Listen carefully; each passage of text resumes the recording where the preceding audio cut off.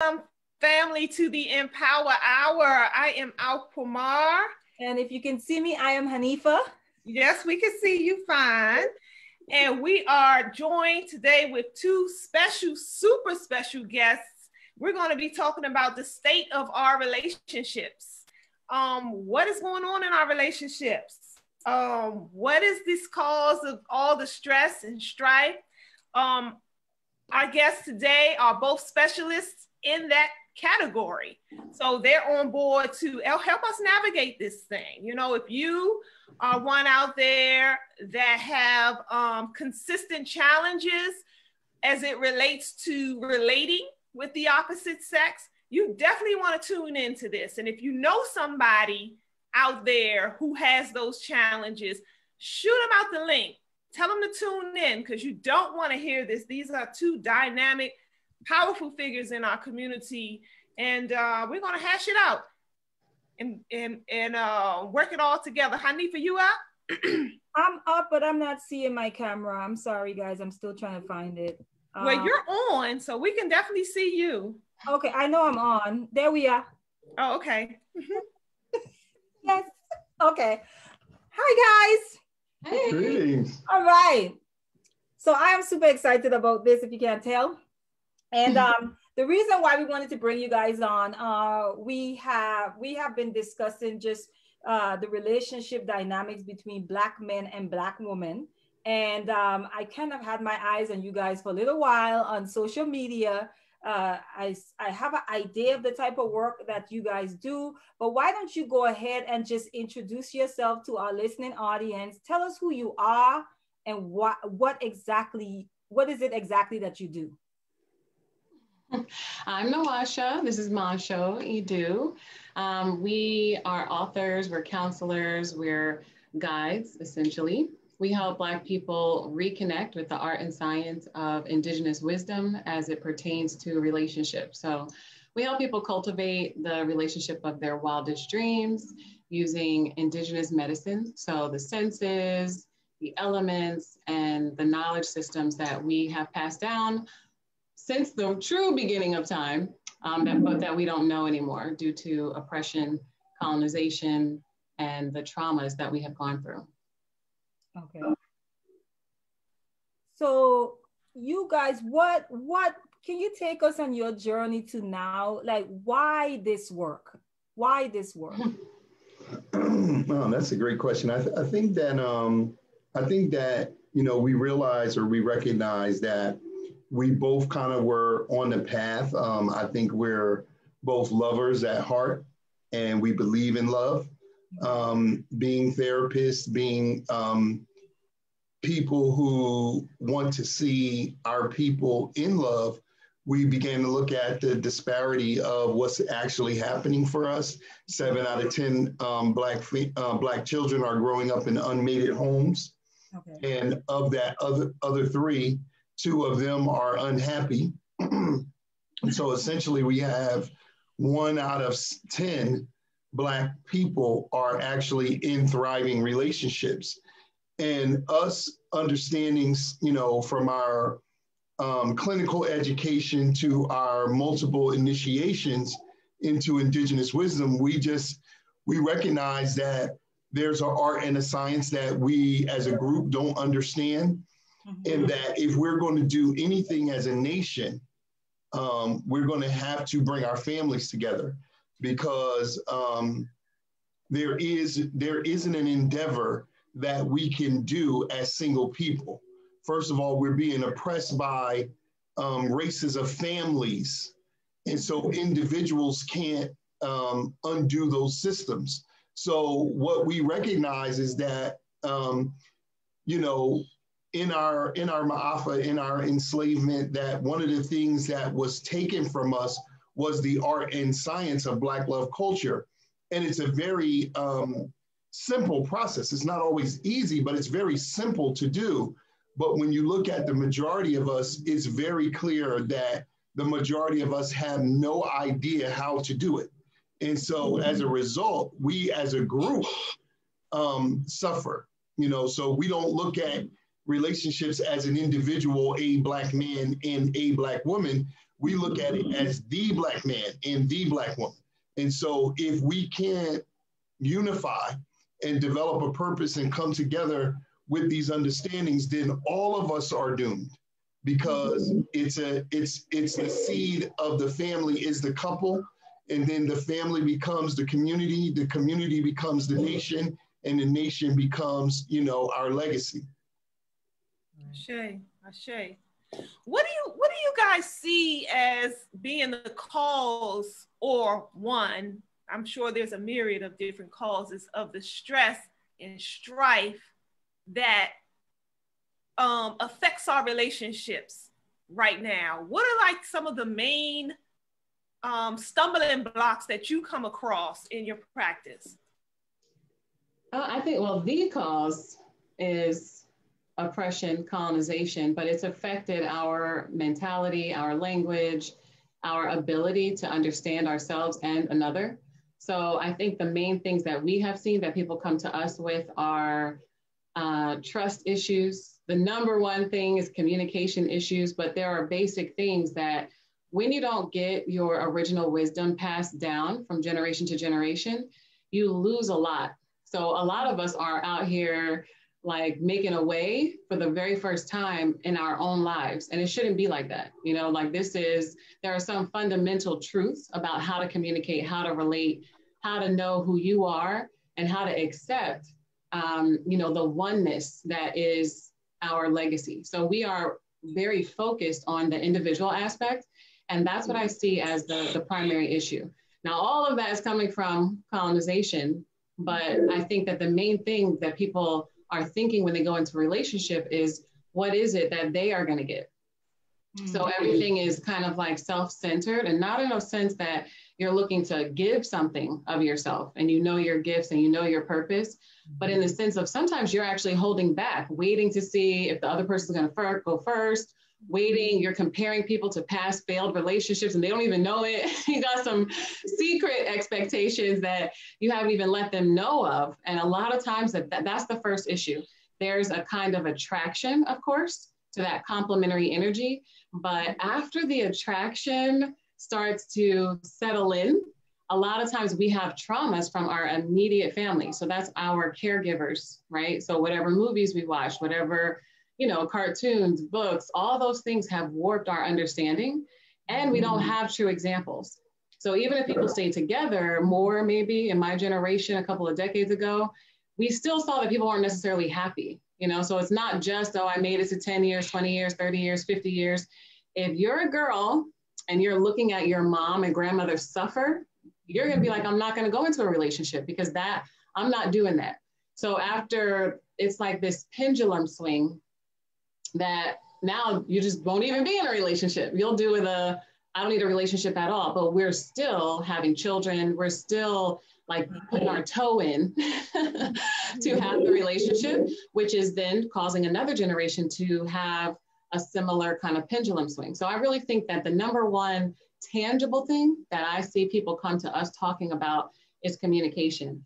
But the overall cause of it is us being disconnected from any type of original practice. So the rituals, the beliefs, the values that we used to have around the world. So through the diaspora, there are some things that we have in common as Black people, but we're just disconnected from that and kind of living a individualistic, you know, life when it comes to relationships. So a couple come to you guys, right? And have you guys ever met, is there such a thing as too far gone? As far as Yes. reconciliation is concerned? Definitely. Give us a picture of what that might look like. You know, I mean, it all comes down to the word culture, as Nwasha was alluding to. And some of the traumas that we have done, you know, we're very optimistic. And of course, as therapists, as people who believe in love and write on love and created a Black love holiday, we believe that almost all relationships can make it if they utilize certain things. But I mean, we've worked with over 5,000 couples and single people all over the world. Our clients are Black people on the continent, in the islands, in Canada, in various different places in the States. And so, you know, occasionally we do come across things that we advise people to terminate the relationship, and we assist them to do that properly, because we're so dysfunctional without culture. We don't know how to connect. We don't know how to heal. We don't know how to resolve conflict, but then we don't know how to break up. And so when it is time to break up, many of us don't even know how to do that. And so, you know, we definitely offer relationship termination services, but there are, you know, probably about twice a year, something comes across our desk and we're like, you know, and we had that earlier this year in New York City, a couple that we worked with, and we're working with them. I'll be sensitive and really won't go into the story, but we're advising the couple to end their relationship as it is now. How long were they together? 20-something years they were together. And, you know, in every relationship, there are things that happen that when that thing happens, the relationship is dissolved. And non-negotiable. And this particular relationship, even though they have a very long-standing, we've been together 20 years. They've been together longer than we have. We advise them that it's time to, this relationship, this obstacle that they face cannot be over, you know, they can't win. And so that's rare though, you know, for as much as people talk about it, this is a very, very extreme case of what happened with this couple. And most things, 9 things out of 10 can be resolved, but there is that thing, and it's different sometimes. I think in the 15 years of us doing this professionally, we've probably only seen about not even 10 things that we've said it's a wrap. It's just absolutely no way you can fix it. Most things is that, you know, we come into, because we don't have our culture intact. And as a result, we're not getting rites of passage that prepare us for marriage. All of us are emotionally immature. And so that's one of the byproducts of not having an intact culture. You're emotionally immature. So I've never met a Black person in America, including myself, that was ready without initiation into a relationship to be in a relationship. Now, the challenge is everybody in a relationship, even the people who claim I don't be in relationships. Yes, you do. You having sex, you in relationships. So yes, you are, you in them. You may not be committing yourself because that's a byproduct of the emotional immaturity that we have. We're afraid to commit to something that we can't control. And relationships are not made for you to control. They're made for you to develop your character on a micro level. And then on a macro level, they're made for you to serve the greater good of the nation. So when you ask people, what is the purpose of the relationship? 9.5 people have never even thought of that, and they can't answer the question. They believe that a relationship is designed to make me happy. And as soon as it doesn't make me happy, that's it. You're done, you know, or we're done. And that's indicative of the emotional immaturity that we're seeing in relationships. Naturally, a relationship is very pleasurable. We have a great time. We're best friends, just getting to know each other. 20 years deep, you know, we have a ball. We bugging out today. I'm extremely tired. My voice is hoarse, but we were bugging out today.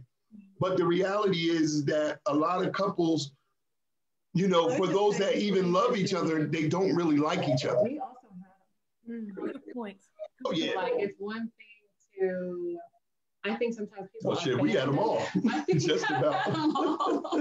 So this is why we say you can make a comeback, but you know what I would say? The main thing that gets in the way, beyond an extreme offense, is people's own mindset. Right. Like what they're willing to do themselves, or what they're willing to understand about another person's behavior.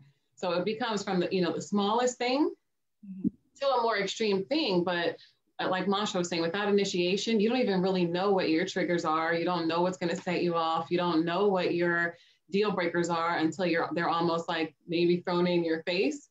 And so I think sometimes people abandon relationships too soon. But I also think no one is really prepared. Even people who have a great model, they say their parents had great communication, they were very happy. They often aren't told, overtly how to reproduce that they were experiencing. So most parents just don't talk about relationships. They say what not to do or what not to let somebody else do to you, but they don't do the same kind of intentional instruction that they do with cleaning the dishes or washing laundry or buying a car. Like there becomes a kind of, this is how you do this from beginning to end, and I'm going to watch you practice and practice and practice. And relationships, you're like, pick a good guy. Don't get somebody pregnant. Like some of those things that we say is not really telling someone what to do. So all they can do is, even if they have the best example, is still this kind of, you're starting better than a lot of people, but you really have the tools to reproduce even the best example. Oh, wow, good point.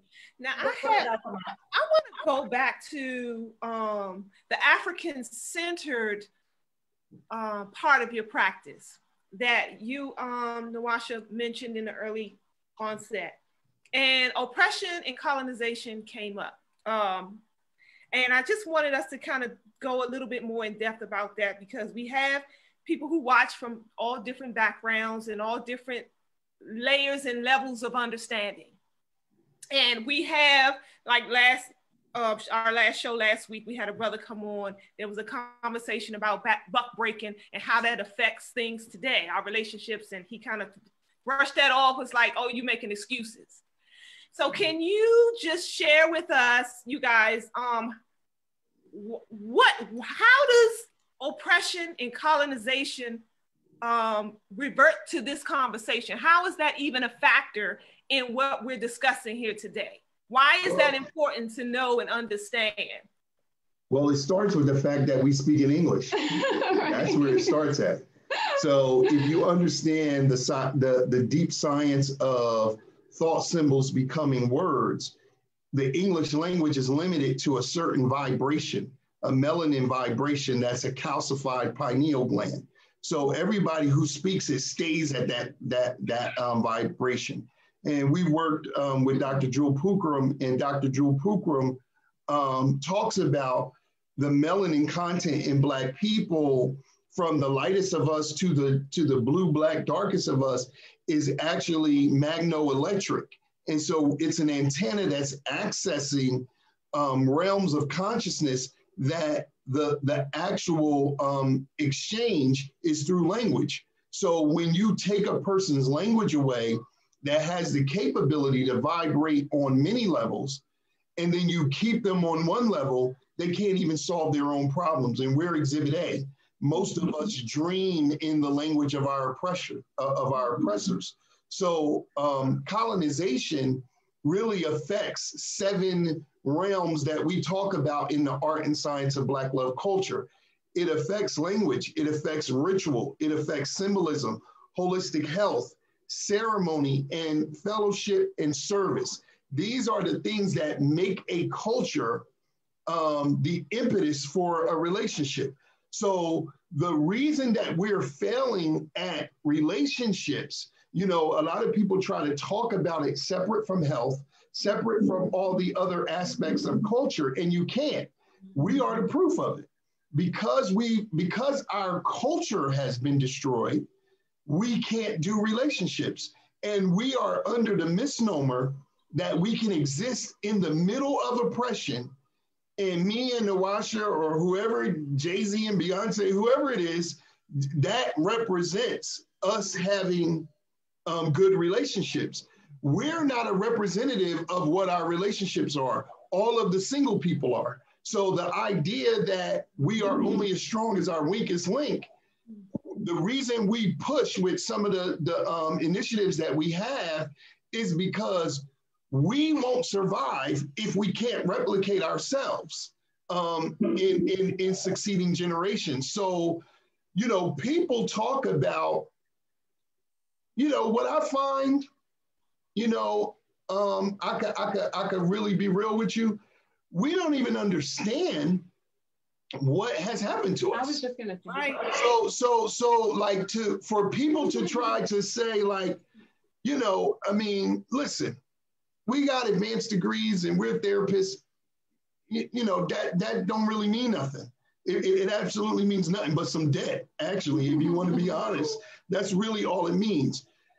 Our practice is centered around cultural initiations that we've been doing with grandmaster teachers all around the world for the last 20 years. And we intentionally did that because when we came into this work, we intentionally knew many years ago that we would start this counseling firm. And we went around the country.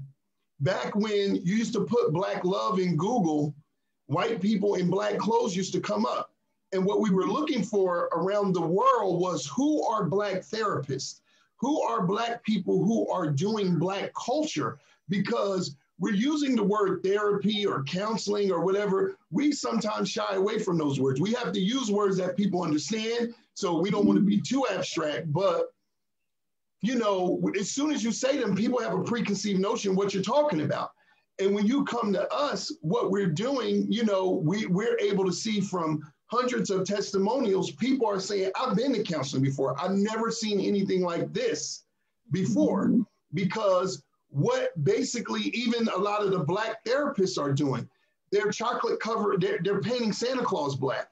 You know what I mean? They're using Jung and Freud and all of these therapeutic models, and they're trying to Blackenize the oppressor's information. Yeah. We're saying that you in your culture, the Sahu, which is the transmigration of the soul, which became psych, the Kemetic word Sahu, which became psych for the Greek, is the root of all psychology. So if you would only accept yourself and you know, accept your own and be yourself, you would understand that many of the mechanisms that are in modern day psychology is just some white guys making up stuff. You know what I mean? And so what we're doing is tapping you back in. But when you talk to Black people about symbolism, about ritual, even about language. We don't have a word for the epitome of love beyond romantic, right. So like some really practical things that we say, we don't understand that our story, a Black story, is the first soulmate story. So just sometimes we haven't studied ourselves. So, and we know this, we know like whether it's mental illness, different, I forget which psychologist was, and I know it was, now it's called pseudoscience, but they were saying drapetomania was a mental illness, right? The idea that you would not want to be enslaved and that you would dare run was a mental illness. We don't understand that everything that we're participating in, when it's not coming from a certain belief system or a certain value system, is colonized for us. So when we don't know an original word for love, or we don't know an original word for we don't know our own rituals to get married, to have children, to prepare for relationships. Those are the effects of colonization. And I think that as Black people around the world, we need to study ourselves. Like really from today and yesterday and the day before, because we have to put a story together and not get lost in the study, you know, but understand, again, looking for the value system and the belief system. What is it that I'm going to take from the past and move into the future with? Because sometimes we can get lost because we have so much history. You can get lost in any time period and stay there. But you have to use whatever you're going to use to help you tune into what your values are. But those things are real. When you have disconnected relationships, when you are forced to rape and assault your mother and your sister and children, and that leaves a residue. And like, we can talk about epigenetics and we can talk about, you know, different things that now scientists will prove and say that it is true, that you will carry this through your DNA. But if you talk about that from an indigenous perspective, that there are unseen things, that there are, you know, different levels of vibration to language, people look at you like, well, maybe, I don't know, that's a little woo-woo, until it falls under quantum physics. Then it's scientific. So we have to really be able to understand what is our value system. And we have indigenous knowledge that was passed down for hundreds of thousands of years. It is not that civilization just happened a couple thousand years ago. And if that was the case, we would all be doing better. Yes. Be doing worse, right? So I think that when people say that, you know, most people don't know another language. A lot of Black people in America don't know another language. A lot of Americans don't, right? So we have another self-centered understanding that we don't really even know the stuff like Valentine's Day. We don't know what we're really celebrating. That's right. Look it up, really. We don't care because we're introduced to it in preschool. And this is part of being colonized. Someone's telling you what to think, and it's not your parents or your grandparents. Someone's telling you what to do, how to practice the ritual of it. But when you put that up against something else that is original, you would call that paganism or witchcraft, or, you know, we have a lot of negative connotations with things that are our own legacy, and that is coming from someone else, right? So a lot of times when we're putting something together and we're saying, oh, I'm not even going to touch that. I'm not even going to Google it or look it up. It's because another person has said, this is evil. This is negative. This is, you know, savage. This is all of the things that we have learned, to the point that we're just now choosing to acknowledge the diaspora. In the last couple of decades, we're traveling to Africa. We're making connections on the basis of being Black, right? As opposed to some of the other things that have caused us to really separate. When we come together, we realize colonization in Australia, in Africa, in Mexico, in the United States, there are some things that always happened. Like, you should get away from your children can't be with you. You can't marry unless we say so. You can't have jobs. You can be arrested whenever. You can't practice any kind of indigenous spirituality. You can't speak your original language. And there's a reason why those categories are interrupted. And that's so that somebody else can give you the language and the symbolism. And some of it that we are getting is really our own, which is the true crime. Because some of the things that we get fed are actually ours, that we don't even put to our, you know, great grandparents, right? Some of the information about marriage, about relationship, about naming children, about pregnancy, that is really our indigenous wisdom. World, right. And we are getting it in a roundabout way from someone else, just by little pieces of it, where we can't put the whole story together. So we don't recognize it as our own. So I have a question. You guys, as you guys are speaking about love, I ran into someone put a meme or something saying, is it true that Black people are the only race that marry for love, right? And I found myself responding to it in a kind of a different type of way. And can we talk a little bit about this word that we call love? Because that is English is the language that we have to use. So I'm saying, can we talk about what we consider love? Because I have found that the way that we define love as an emotion, right, is, I think of emotion like, today I'm upset, tomorrow I might not be, right? Today I'm happy. I can't tell you the next 5 minutes if I'm going to be happy. So to put love in the same category, I think is problematic. Because I'm like, if that's how we're defining love, perhaps this is why our relationships are just like in shambles. Because tomorrow you can wake up and say, if it's an emotion, if it's defined that way, I don't feel that thing anymore that I called love for you. So can you guys touch on that? Like, what, from your experience, what is love? And are we going about this loving thing the wrong way as Black people? Mm-hmm. So we're very bullish about language, and so as a result, as in all African cultures, we define all words that we use. This is a real big concept that we've lost here in America. So everybody just talks, and if you ask 100 people what is love, you get 100 different definitions. Mm-hmm. So you have to use the definition that works best and is holistic for you, but then also that you can share with somebody to create the relationship that you're looking for. So at the Akoma House Initiative, you know, the way we're describing love or defining love is that it's a holistic and perpetual consciousness. characterized by an intense emotional affinity to understand, to unify, and to serve complementary people, places, and things through reciprocal energy exchange of thought, speech, and action. So it is a consciousness. Love is a perpetual consciousness that is characterized by an emotional affinity, but you can't sum it up as an emotion because love is also an action. Love is an actual consciousness, and it is a reciprocal thing. In other words, you cannot love something that doesn't love you back. That is not love. So many people define love in ways where they're actually talking about an emotion. Wait, hold up. Let's back up. I have to stop you right there because Black folks are Christian out here.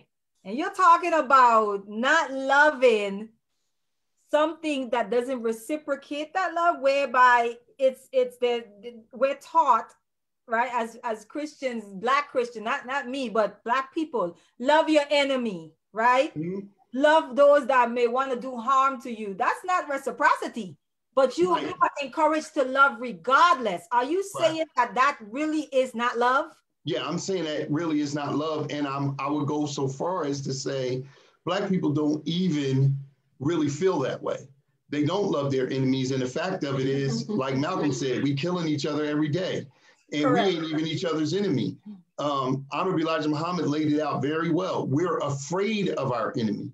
That's so right. we act in a way like somebody who is afraid of someone. That's Any right. abusive relationship is psychotic. So we have a psychotic relationship with our oppressors because we have not figured out how to defeat them. Once we figure out how to defeat them, then you'll see the true nature of our relationship. So again, I just dismiss that. When people say that, I know better than that. There isn't a context. People say love their enemy, and they're talking about white people, and they can't get along with a person that they had a child with. That just actually obliterates the whole concept of loving your enemy. How you gonna love your enemy, but what, you hate the person you made a baby with? Like, so that, I don't get caught up in that stuff. And I think, again, language is very important. This is why when we say the art and science of Black love culture, we define every word in that except for the and and. We define Black, because you gotta do that. We define art, we define science, we define love, and we define culture, because most people have no idea what a culture is. And so we're using the word culture. And then just like with love, when we actually go another level deep, what we find out is that people are not actually talking about culture, which is a group value system. They're actually talking about the vestiges of a culture, like food or clothes or music and stuff like that. Those are not what culture is. Those are the aspects of a culture. So our language is totally skewed and totally dysfunctional. So you're actually saying words that perpetuate delusions for yourself. And then you're going out here trying to interact with people. This image right here, I don't know if you can see it, that we call the heart is the akoma, where it's an African sacred symbol that represents the sacred science of soulmating. Man and woman were one on the spiritual plane at the bottom point. They separated and they went through their rites of passage, what we call the humps, to reconnect, to point back to the center. We call that a heart. This is a heart. That don't look nothing like that. And so as the Akoma House Initiative, we say we the Akoma House Initiative, and people are like, oh, I like that. Let me see you a heart. You're sitting in an Akoma. You don't. This is just an example of how brain-stained we are. We use the word brainwashing, but we actually need a brainwashing because we're brain-stained. And so a lot of the things that we're saying, a lot of the concepts that we're saying that we believe in are like Christianity. Yeah. We all know that people pick and choose what they want to quote from any spiritual system that makes their life easier and convenient. Because there's other times where you're like an eye for an eye, and you're gonna talk about sword and fighting, and so it depends on who you're talking about. But when it comes to like the dichotomous of, you know, our dichotomous oppressor, like the dichotomous enemy who's really your opposition, that's when you're saying we have to, you know, show love. And, you know, that I think that because all language is very nuanced, there are times when you're talking about the verb, like I am loving someone, I'm serving, I'm doing this. There are other times we are talking about the emotion. And I think we also have like unconditional love or companionship. Like there's so many levels when you are really trying to express a thought, an idea. And I think that that sometimes also gets confused with, you can have unconditional love for someone and still sever a relationship. Right. And that's what we're saying, even in ending in grace, or if you have a relative that, you know, it's not going to work out, or you have a neighbor that you're not getting along with, or whoever you have to separate from, it's not that it has to be love or hate. You know, sometimes there is a divine purpose that you can tune into and say there's purpose for every single thing, including your enemy. There's a divine purpose for that. And off of that, there is a respect and appreciation for, you know, the purpose of that existence, right? From the world to a flower, to a rock, to your enemy. You're saying everything, there is no such thing as something without purpose. And I think that people mix that up with, and this is why language is part of colonization, because you can't necessarily solely understand just from the words. And we know this, like if you have ever talked to a little child, there's levels to understanding. Even though we might be using the same words, right? As you get more mature, and this is the purpose of initiation, you start to know more about the words and the symbols. So whether it's an ankh or an akoma or a cross, like or McDonald's arches, or McDonald's arches, what might have meant something at one level, it now has new meaning at another level. And that's the same with love. So we might say, you know, I love you to a very little baby, you know what I mean? And it's simple to a child, or even in the beginnings of our understanding of love as teenagers or young adults.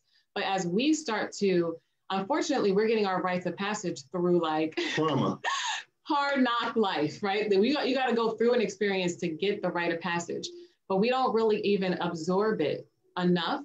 We kind of just say, okay, I'm going to dust myself off from the trauma and I'm going to jump back out there and try a new relationship. And what happens is our own definitions don't evolve, and our ability to express ourselves and communicate don't evolve. Wow. So we kind of end up hitting like reset, and we end up doing the same relationship over and over and over with a new person, because we haven't really, you know, go 75%, but maybe we only like absorb 10. When we come back, we're like, okay, I did learn something. I'm going to try not to do that.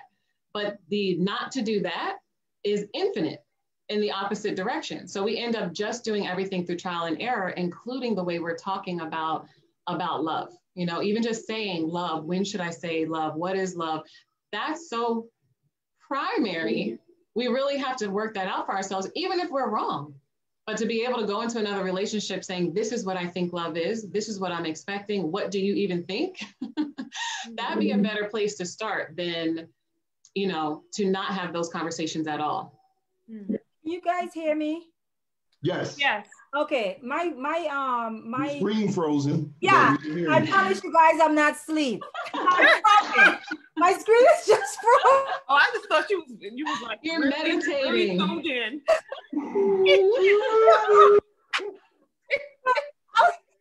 come on, if you have a question, go for it. I do. That is hilarious. Yeah, it is. Speaking of culture, can two people from two different cultures have a long-lasting and effective relationship? Yes. I'm talking to Black people now. Yes. Yes. Okay. Because it's about value systems, like Montsho was saying. It's not, sometimes we think culture is, we have a different diet, we have a different dress, we have a different language. But truthfully, our culture, you can align on the thought system and the belief system. So you can learn each other's language, you can learn to appreciate different foods and dress and music and even rituals. But if it's based on, if you think, you know, understanding your ancestors is important, in another culture, that can be important. If you think that, you know, raising children a certain way is important and that's how you want to live your life, there's another culture that can align with that. And that's what we are seeing that the world is getting smaller and we're understanding more about the diaspora, we're realizing that we have some of the same rituals under different names, some of the same practices, you know, done at different times, but it's the same thing, like pouring libation. We might call something, you know, under another banner, but we have the same belief. And that's really what is going to hold us together. Only if people like are hyper associated with their culture, this is when there can be a challenge. So sometimes people are like repping a culture like a flag, like a gang or, you know, any other kind of organization. That's when, if you start to have class issues, you know, like that my culture is better than your culture. And that happens on the continent of Africa. Like that happens everywhere, again, because of colonization. When you take that approach, then you're not going to be able to align, like beyond that initial attraction and whatever holds you together in the beginning. Eventually your values and your beliefs rise to the top and come up to the top. And it might be having children, going through trauma, having a challenge, losing a business, a loss, a death in the family. But somewhere your belief system is going to come to the surface. And that's where, if you are not aligned, you're not going to be able to have a good relationship. And my response to that would be, Black people are, you know, studies all across the board show that Black people bring their culture into anything. So, you know, oftentimes those of us that are in cultural circles, we will bang on things like Christianity and stuff like that because the majority of our people are under that system. But what Black people have done to Christianity, what they have done to Islam, what they have done to every discipline, science, whatever, is consistent. And what it proves is that Black people's culture is cellular. It's in their DNA. They bring it with them wherever they go. And so there are some things that we do sight unseen as Black people that we can relate to. The greatest cultural divide in relationships is the cultural divide between complement sex, what we call opposite sex, but they're not really opposites. They're complements like a lock and key, and not an opposite like a night and day. Men and women have distinct cultural differences. And this is the biggest cultural difference that's playing out in our relationship dynamic. It don't got nothing to do with you have another faith system or anything like that, because men see religion differently. Men see money differently. Men see sex differently. And that's across the board. If we go through all 11 areas of human interaction, education, economics, entertainment, fashion, food, labor, law, politics, religion, sex, and war, men and women have a different, a complementary view of those things. But we're taught from decolonization and the traumatic effects of domination and control to devalue what the other one thinks, not as the other part of me that I need, like the lock and key, but they just different. Men are different and women are different. And so it's part of the reason, one of the reasons you see such a rise in homosexuality, specifically with women. But, you know, it is a cultural difference, is a nuance of a relationship. And if you are from the East Coast or the West Coast in the United States, or you are 8 to 10 years apart in age, if you are from the South or the North, you're bringing a different culture. You know, now, a lot of times we encourage people to look at repatriation across the borders for mates. So if you go to the islands and if you go to, the continent or Brazil, the places where Black people are, even in the UK, when you're dealing with London and places like that, you're seeing nuanced culture, but at the core, we Black people. And so there's some things, but you know, we definitely assist in that process of melding a value system, because that's all culture comes down to. It comes down to being a group value system. So can you guys hear me? Yes. All right, I'm still frozen, but we're gonna keep it moving. So as far as initiation is concerned, we've been touching a lot on that. Is there a part of of this particular initiation we're speaking of that teaches that difference in wiring as far as men and women is concerned? Because I find, as a woman and just talking to other sisters, I often find that we have this unrealistic expectations for men to function the way we function. And when you guys don't, you know, something is wrong with you for not being able to function the way I function, or to see things the way I see it, or to do things the way I do it. Even in the parenting sphere, where you're talking about, you know, you are expected to love your enemy, and you can't even love the person that you share a child with. You know what I mean? Right. But how would you guys say we should be approaching our differences? Because right now we're seeing a divide, and it is one of the factors that's kind of like widening that gap, is not understanding each other. How can we do a better job at perhaps accepting each other's differences and approaches to varying topics, or you know, things? You know, we one of our offerings is the Black Love School, and it's an online membership. We have members from all over the world.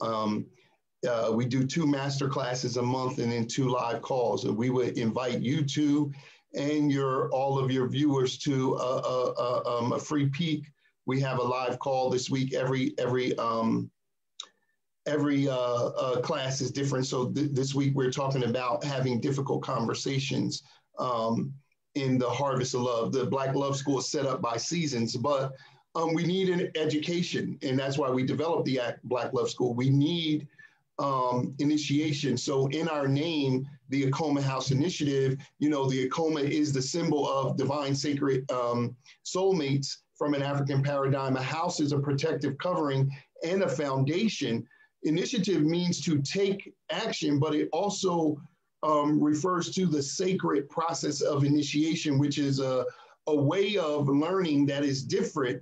And we're being duped in this social media age where we think we can look everything up and just Google something or Wikipedia something and know it.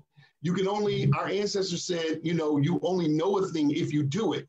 And so initiation is actually the training, you know, live form. But when we say the art and science of Black love culture, we're actually speaking to the dual and complementary psychologies of men and women, because what we see is the art is the philosophy, the approach, or what we call the why of love. And we see that men really need that.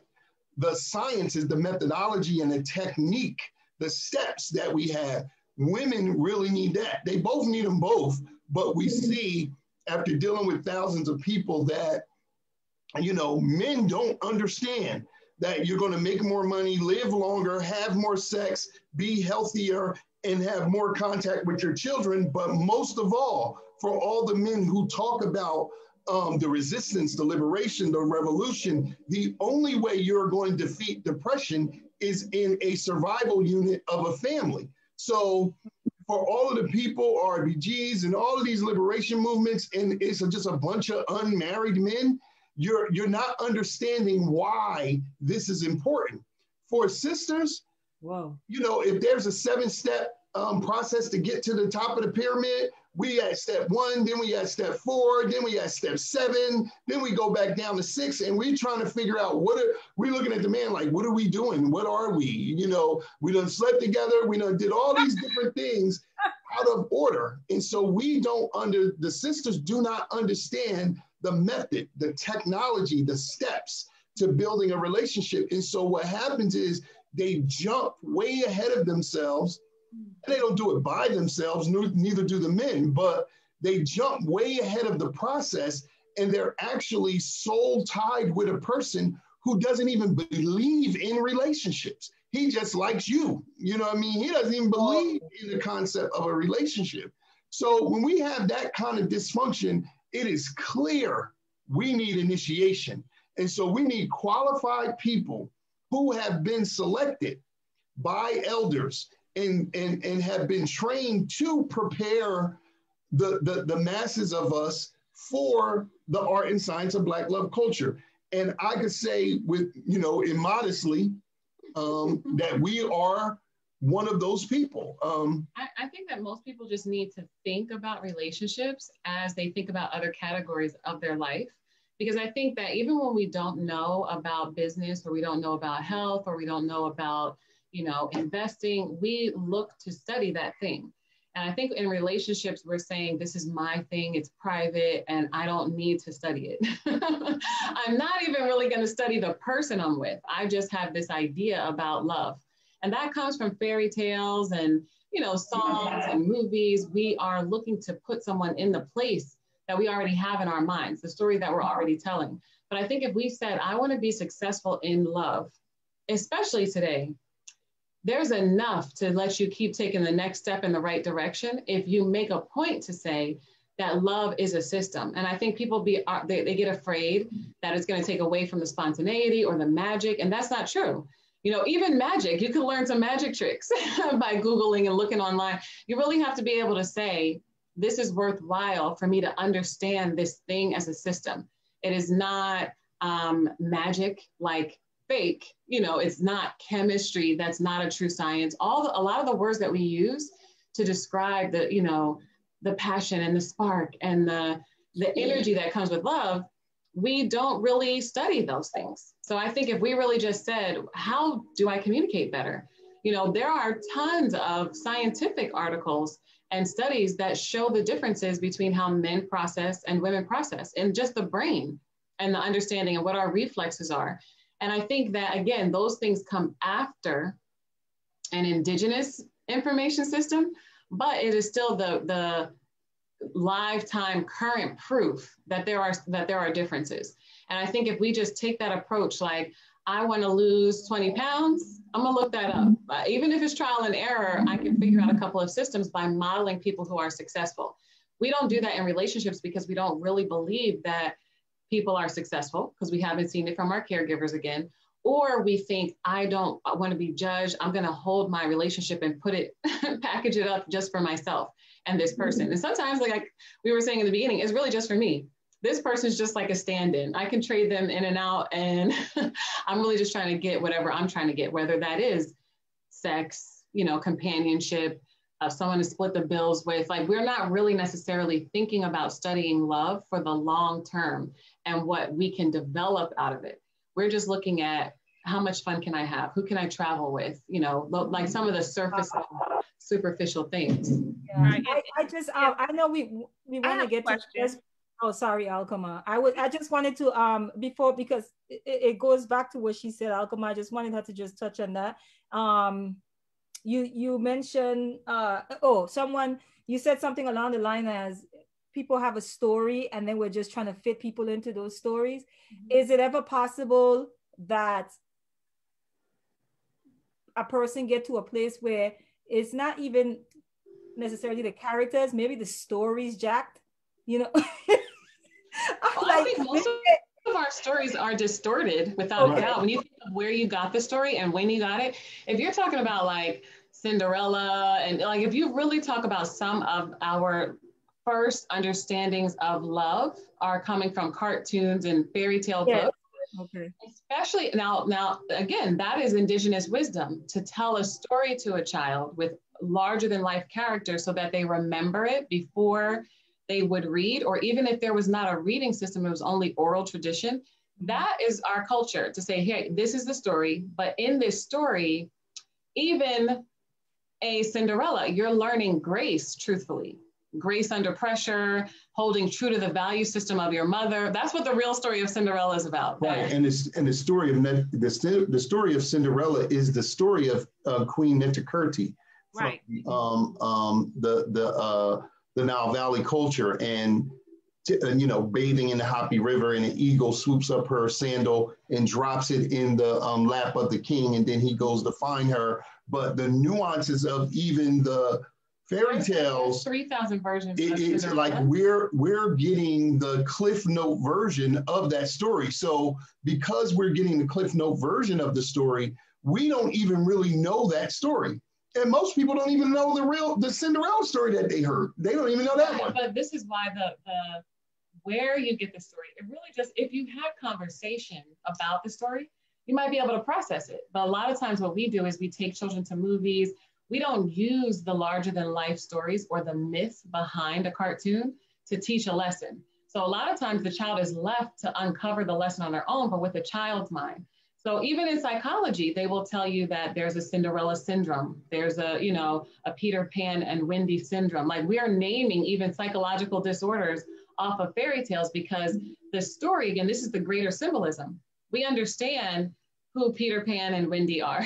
So if Peter Pan is the guy who's never going to grow up, we understand that story because it was given to us at a very young age, right? So what we have to be able to do is say, what do I actually believe about love? And really taking a little bit of inventory in ourselves, the same way that we sometimes do when we set New Year's resolutions, or we want to buy a house. We kind of like, we say, where am I starting right now?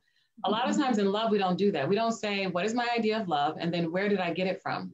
Because we might be able to say, I'm going to keep some pieces of this and I'm going to get rid of other pieces and replace it with something else. But if we don't actually take inventory with ourselves, or like Montsho was saying, if I'm a woman and I'm dating someone and I don't really ask them what they think of women or what they think of love, I might just be attracted to them, like them, and then find myself in a situation like, why am I even with this person when I hear them talk like this or maneuver like this, or this is how they actually think. I have to realize I never even really asked them how they think. You know, so I think that sometimes you have an idea that is a distorted story of love that comes along from a fairy tale, but most of the fairy tales are ending with the end and happily ever after. That's truly the beginning a lot of times of their love story. So whether it's they got married, they had the kiss, they, whatever they embraced, whatever that ending of the build up to the love story, that's the beginning of the love story. And children's movies and cartoons and books typically don't dive into the day after Cinderella gets married. Like,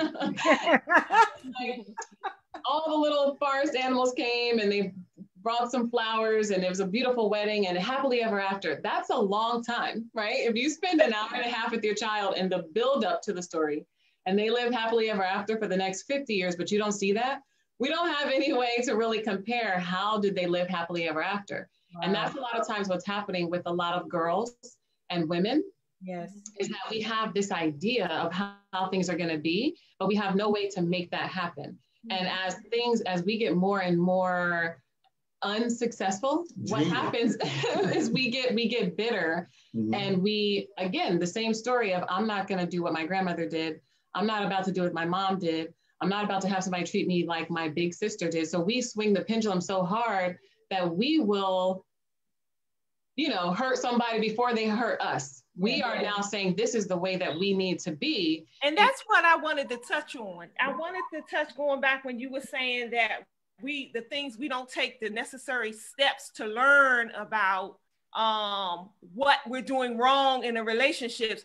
Could that be because we have a challenge with accepting personal responsibility when it comes to, I see that a lot, like online. It's like, it's always the finger pointing and it's always, men ain't doing this, or the women, women ain't doing this, but it's never a situation where we're taking a really cold, hard look at ourselves. So could that be a challenge as well? And why? I think it is. I think it's part of the challenge, and it comes from the lack of community. And that's why, in African culture, there's no point in being with a person somewhere on the island. If your relationship doesn't serve or benefit from and have function to a larger group, then you shouldn't even be in a relationship. And that's a revolutionary concept for a lot of people, because we live in such a perpetual pain. The only time we find pleasure is in our intimate relationships, in the sex act and things like that. I say often that 7 out of 10 men don't even like women. They don't even like them. They have a lust hate with them. 7 out of 10? Say it again. 7 out of 10, sir? Yes, I would say that many. 7 out of 10 men do not have a healthy appreciation for women because we live in a misogynistic world and they're being trained by measuring themselves up to and competing with the most sadistic men that have ever existed in history, and that's white men. So you understand that a lot of things that men do in relationships, they do them because men co-sign them. So the value system that they are basing what they're doing on is other men, not women. This is a basic fundamental thing that most women don't understand. So like a man will say, you know, nah, babe, I'm not wearing that shirt. You'll have me out here looking soft. To who? To other men. I'm not doing this or so and so and so. Even from the way that we learn about sex and stuff, we're not learning about the satisfaction of women. We're doing things that we are being rewarded for by other men. So I killed it. I tore it up. I did whatever I did. And the fact that she never climaxed or she isn't even enjoying it is irrelevant. But in the psychology of the male concept, I'm winning. You know what I mean? And so I stand by that. I've worked with thousands of men. And when I talk to them, they don't like women. They lust them. They have a lust hate. And I understand why they do. And I explain to them, it's not your fault. You know, we don't deal with guilt or blame. We deal with responsibility. Like Al-Kimar saying, we deal with the concept that you don't have to blame men or you don't have to blame women. You have to understand that you both are co-victims and the victimization shows up in different ways. There isn't a little boy, a little Black boy that grows up in America that has a healthy respect for Black women without African initiation. He will separate his mother and his sisters from other women, but when God is a man, and in African systems are the only systems that have a mother-father God, but if God is a man and everything about the male psychology is primary, it's no telling that. There's no way they could have a healthy relationship. They can say, I love my mother and I love my sister, and I may even have an emotional affinity to the woman that I'm dealing with. But women as a whole, that's that women's stuff, or you talking soft, or even things like coming out of left field and some of the things that we're saying, you're too emotional. All of these things are low distance to the feminine energy of the universe. And African culture does not teach that. So when you hear that coming out of the mouth of a Black man, that is the white man emanating from inside of him. But it makes sense because that is his primary value system. Even the hyper-materialism that we see as successful Black men, that's still success by white men's standard, not even white women, really. So yeah, I would say, and I might even jump up to 8, but I'm definitely going to say 7 out of 10 Black men don't love the energy, the essence of Black womanhood, and that's not. It should not be a surprise when 7 out of 10 Black men are single. They have the choice to be in relationships, but they don't have a sincere love or a reverence for women that they feel like, you know, that's a back burner issue. Or most Black men are in America are getting into relationships. They're quote unquote settling down. And that's not an African concept. We don't even use that term, settling down. They should be rising up in the relationship that they choose, but they're settling down because they're nearing the end of life. The average age of marriage for men in America across racial lines is 29. Black men are they're the latest to be married. And it's not even an economic thing like a lot of people would think, because the most wealthy Black men, they hardly ever get married because they feel like they have the choices to stay unmarried. for as long as they possibly can.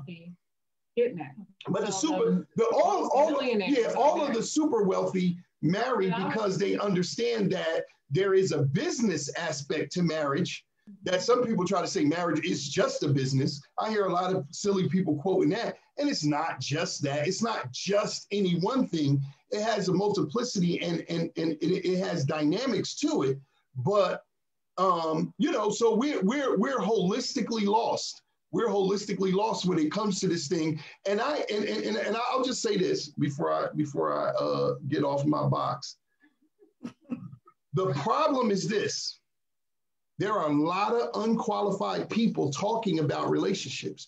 We are both therapists, right? We both have, master's degrees, concentration in therapy and all of that. We've been initiated into systems.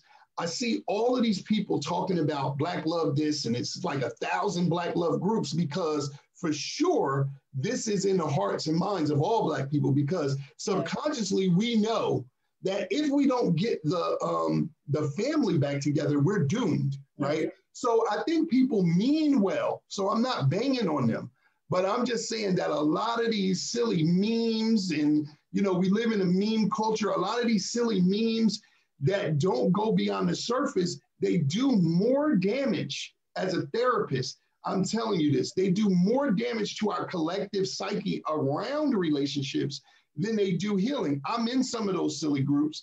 I look at some of the conversations, and what comes out of it is like Alkimar said, it's a lot of arguing, it's a lot of going back and forth. And now what started out as something that was supposed to be funny, or something that was supposed to be thought-provoking or sensational, now 8,000 comments later, people are calling each other names and fighting, you know, and it's people further divided. It's and so I think it's problematic. I think that we don't believe that relationships are magnetism. So people do say, I'm dating up, I'm dating down, or I'm trying to come down to your level. And when we separate, we are pointing the finger and looking at what another person did wrong. But I think that we don't understand, again, like a fundamental rule about Indigenous culture is magnetism.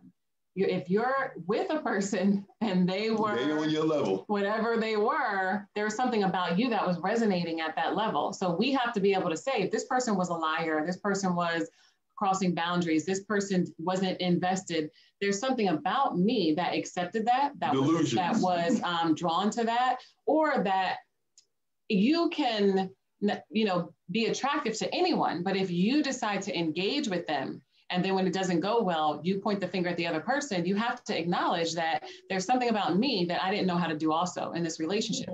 Otherwise, like we find ourselves, you're just going to trade the person out and have similar problems. So a lot of times this is where people come up with those memes that all men are like this or all women are like that. The real common denominator is you. Yes. Magnetizing the same kind of woman over and over and over. So for your life, if you look back, you say I have 5 major relationships and every single woman was just trying to get money. There are 7 billion people on the planet, right? 1.8 billion Black people on the planet. You only know like 20 women. So sometimes the challenge is that you are creating these memes and you don't really even know what you're talking about, but we don't know, because if it resonates, this is like the new fairy tale. If it resonates with you a little bit, you jump on it, and without understanding that everything is magnetism. So you're be repelled in some ways. There are some people who would never entertain you, because as soon as you show this frequency, they're gonna be like, no thanks. Even if they went out with you, out of here. Even if they gave a number, like, you know what, never mind, you're blocked. As soon as you show this trait, it's done. Other people are gonna engage with you, and you start to size that up too. Like, where can I get this off? And when you do that, and another person allows it, you have this new understanding of a relationship. You're basically proving yourself correct based on your own thought system. So if you don't check your thought system and realign with new values and new expectations, you're not going to produce anything differently. And you can get 10,000 people and 20,000 people and 500,000 people to co-sign that in a group, because again, there's a couple billion people on these social media platforms. Yeah, that's a good point. Just real quick, I just want to make a mention with what you said, sis, because I hear, so sisters will come to me often and say things like, every time I meet some guy, first thing he want to do is have sex. He want to talk, he's talking about sex. He want to jump in the bed with sex. And I'm thinking in my mind, well, that's interesting. I don't never have that issue. You know what I'm saying? When brothers step to me, that is not how they step to me. So like you said, meeting each other at the same level, the water, I just wanted to make that mention. If you have purpose in the relationship, like we courted for 9 months without sex, seeing each other every week, and we wasn't on the phone all the time, I advise against that. That adds to the delusion. But still, even back then, people was on the phone like, we talk every day for 4 hours. And I'm like, y'all got 2 months to be together and it'll be over.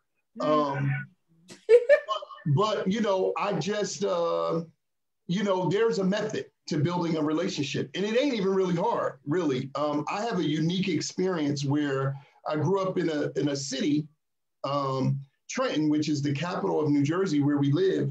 And I moved right across the street to a suburb when I was 8 years old in Ewing Township. My dad said that, he wanted to move me and my sister and my mom there because it wasn't families in our neighborhood. And I hated it because we moved in an environment that was predominantly white. It was like 70% white. But what I saw, the 30% of Black families that was there, out of about 40 to 60 relationships, most of those families were happy. Ironically, my mother and father had a terrible relationship, but most of those families were happy. And many of those families are still together. So their children who are us are grown. We have children, and some of our children even have children. So they're great grandparents now, but they're upwards of 60 years or whatever. So then I had another 50 friends that was still in the inner city where I was at. And out of that community, maybe like one family other than us was intact, where the mom, dad, and the children were together. Watching those group of friends grow up together, because Ewing and Trenton is much different now, but at that time and still today, literally a block separates them. So at one point you're on the same street and you're in Trenton, and then you drive a little further and you're in Ewing. So it's really, but all of the things that go into the way they systematically disenfranchise our cities and geographic areas that they pick, because now they're coming back into the cities all over. But what I saw was the belief systems about relationships of that group of children from my generation. All of us are married. Many of us are remarried a second time because we believe in marriage, because that's all we saw growing up. When I juxtapose that next to my friends who are beautiful, intelligent, smart, everything, they got great careers and stuff going on, amazing things. Most of them, in their core belief system, relationships are too hard, they're uncomfortable, or there's something that they kind of go into out of deep necessity, but not out of conscious desire. In other words, nobody wants to be alone, so we find ourselves interacting with people, mating with people, having sex with people, but we're not consciously exalting the concept of relationships above getting the bag or whatever the other, looking pretty or whatever, having a car, whatever. And so when I look at these two groups of Black friends, I'm able to see the divide in the consciousness. And that's why we define love as a perpetual consciousness, because it's something different about the way, when I talk to that one group of friends, we've seen how to court, we've seen how to mate, we've seen how to have differences. We even seen the basic concept that same-sex parents raise children different than cross-gender parents. So a man raising a little boy is going to raise the boy different than the mom. Why? Because the same-sex parent raises the child to the standard of manhood or womanhood that they know and understand. So Black men are trying to have Black boys become men. You move through malehood, boyhood, and into manhood. But a Black woman is just trying to protect her son. Both of those have equal value and they should not be demonized. Right. Now, a black man raising a black girl, he is trying to protect her from this world and black men and other things that she may face. So his nurturing is all about that. But her mother is trying to raise her up to the standard of womanhood that she understands. So the lessons she's giving her, the examples she's giving her are totally different than what a man would. Those things are supposed to coexist because you need rigorous education to what you're going to become, be it man or woman, but you also need protection.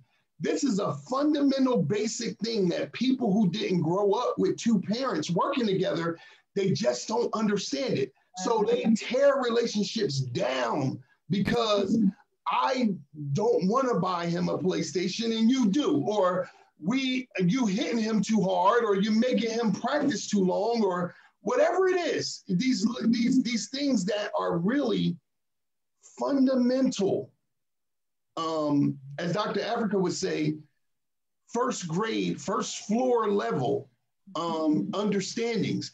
And so what it shows you is that because our culture has been decimated, we don't even know how to process phenomena. We don't know how to think. We don't know how to think. And so our thought process around raising children is just, dress them up cute. It's like they're doll babies. We want them to be cute, and we take pictures of them, and they're going to make $1 million and just be happy and have everything we never had.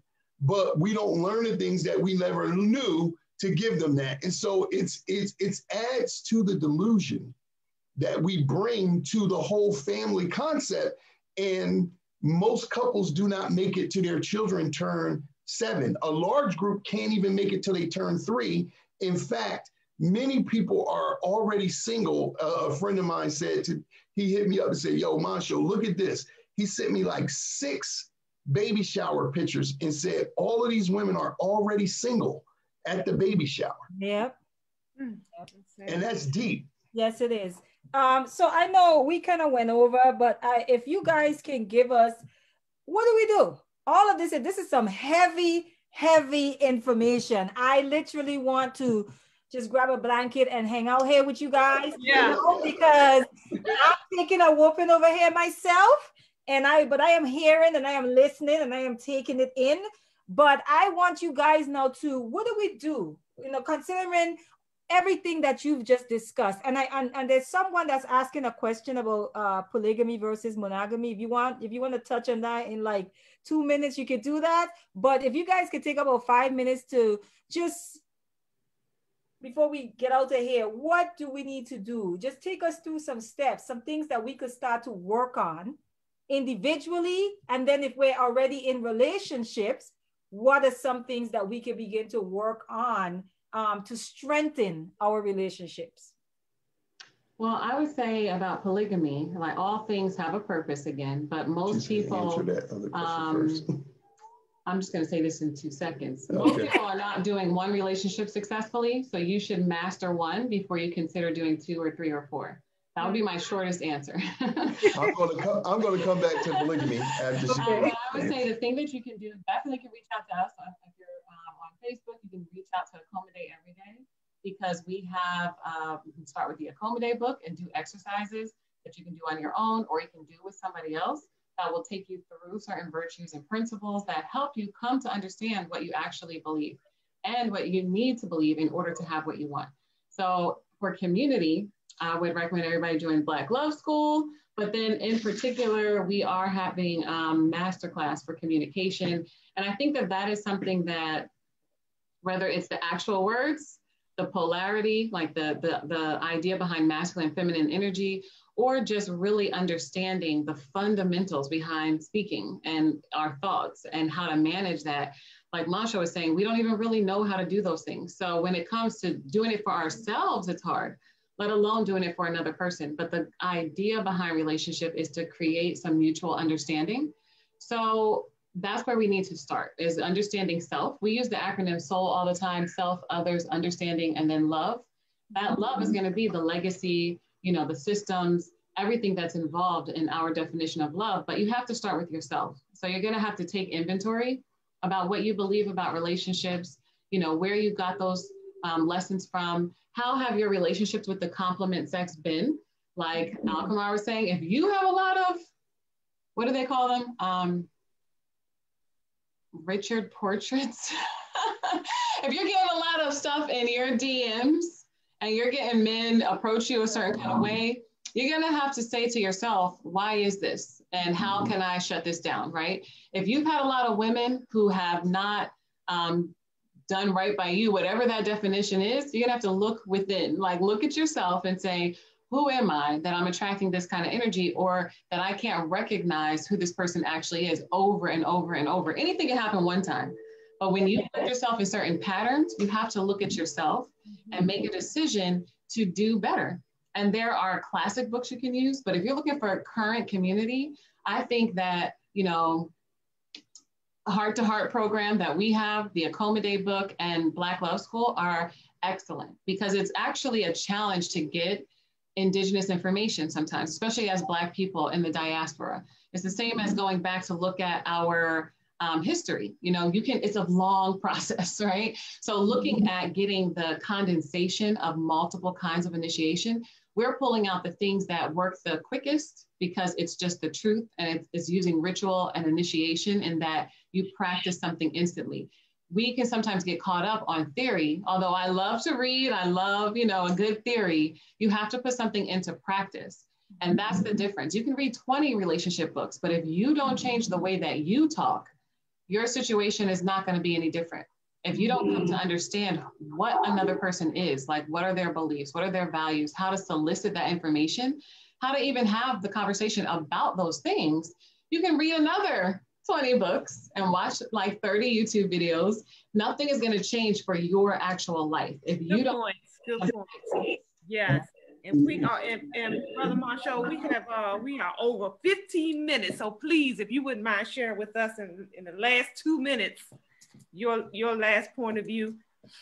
Yeah, I just wanted to speak on polygamy, because this is the new hustle that's being run in the Black community. So first of all, polygamy, we advocate polygamy. We've actually worked with polygamous couples. There are not many. There are 11 countries on earth where polygamy is legal, right? Because when you understand polygamy, as Nwasha was saying, you're actually talking about multiple marriages.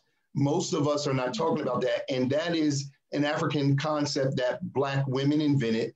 It did not always exist, despite the silliness that people are saying, because if you understand what this symbol, the akoma, means, if a man or a woman is in this material realm, there is another half of them that our ancient ancestors called a soulmate. So for you to exist, Dr. Africa used to say all the time, statistically, men and women are born on the earth at the same number. So, and they've always been. You understand that. So women don't outnumber men, and all the silly stuff that I hear people saying. Naturally, they outnumber men because of the ma'afa, and that men are a certain kind of target where women are also an equal but different kind of target. So the idea is to eliminate the man, and that's his destruction, and then to destroy the woman's mind and her body.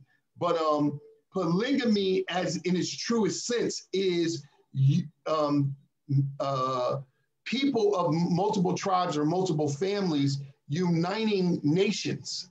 And so we're looking at the fairy tale of first grade peanut butter and jelly version of polygamy, where one man is having sex with multiple women. That's basically what we're talking about as a therapist. I've seen it 100 times. That's all we're talking about here.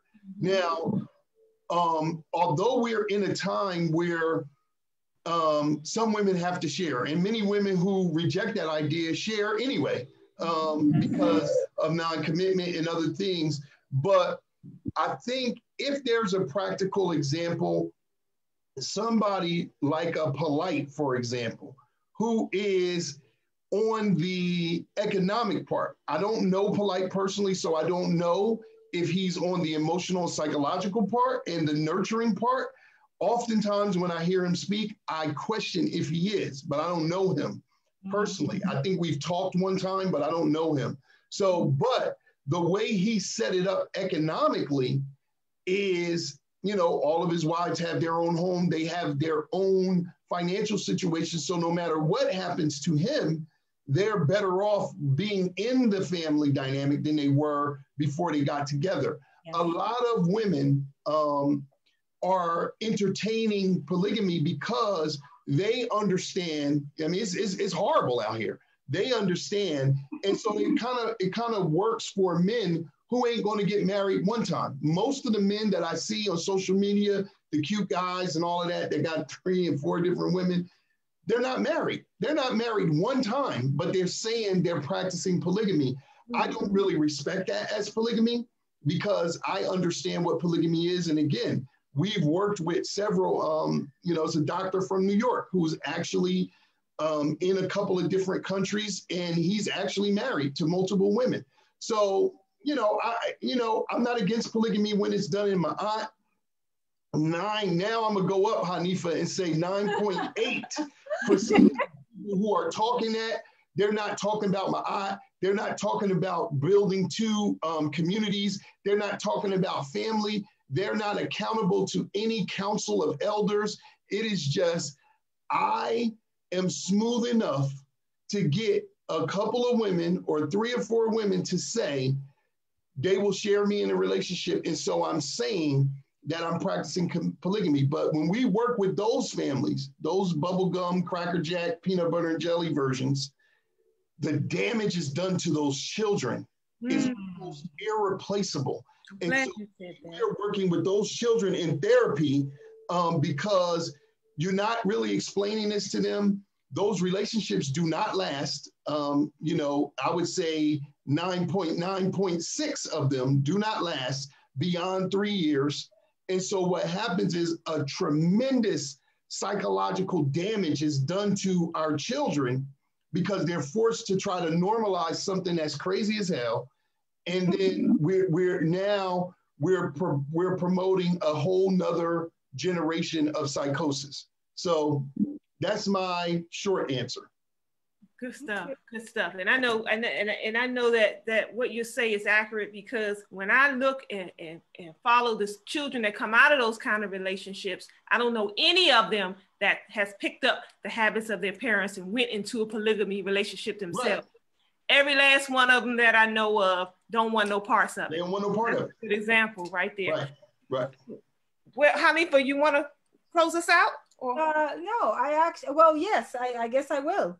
Well, we went way over, and I do not regret any bit of it. If you guys could just tell the listening audience if they wanted to get in touch with you guys, perhaps do like a one-on-one, join your Black Love School, just inform them how they can go about doing that before we close out.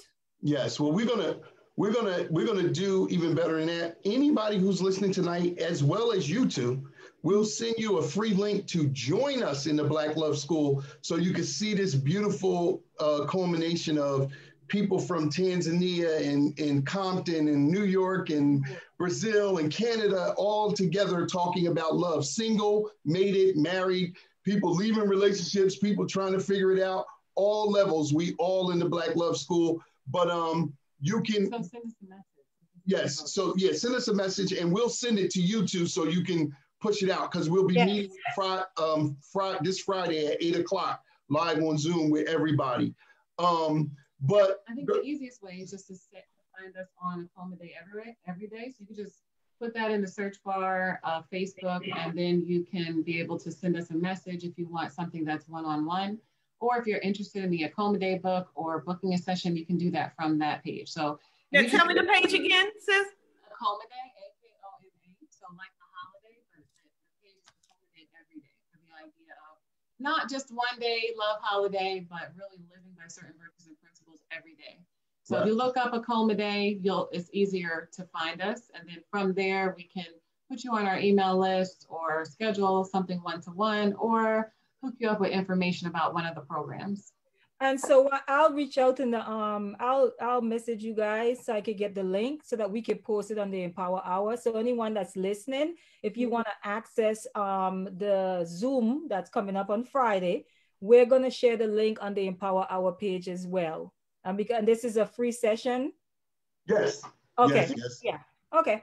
That's pretty much all. Like I really appreciate you guys for taking the time and coming on and informing us. You dropped a lot of, I don't even know if we want to say gems. It was a bit heavier than gems, but we're gonna go with gems.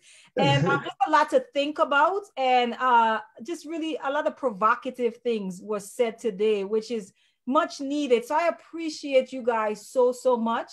I'm sure we'll have you guys back on again to talk about a specific topic. I'm sure we would love to do that.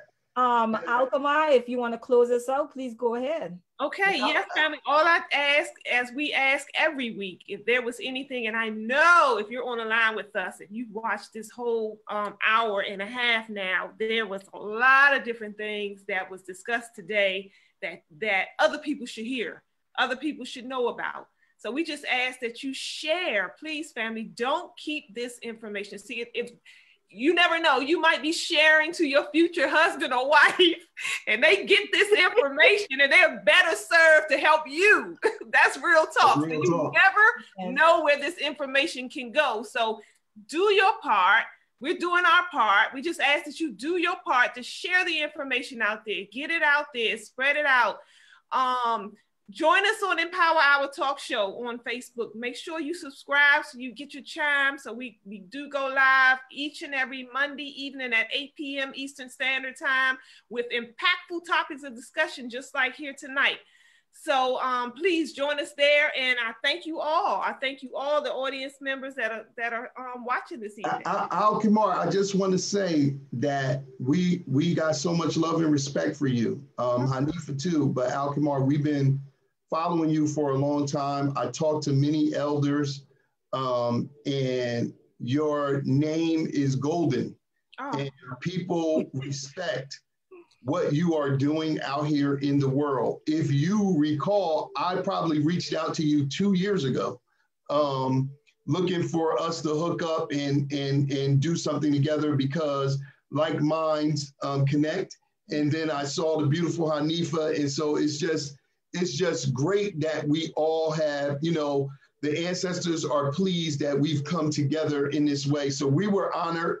I'm dog tired, but I could not miss this because we just really wanted to connect with you all, and hopefully it's the first of many to come in the future. But I really love the way you shining, Queen, and keep doing what you're doing. Thank you, beloved. Thank you so much. Thank both of you so much for what you're doing. Yes. Okay. So as always, we greet y'all peace, say Niakoma. Niakoma. All right. Until next time, family, take care of each other. Peace. Peace.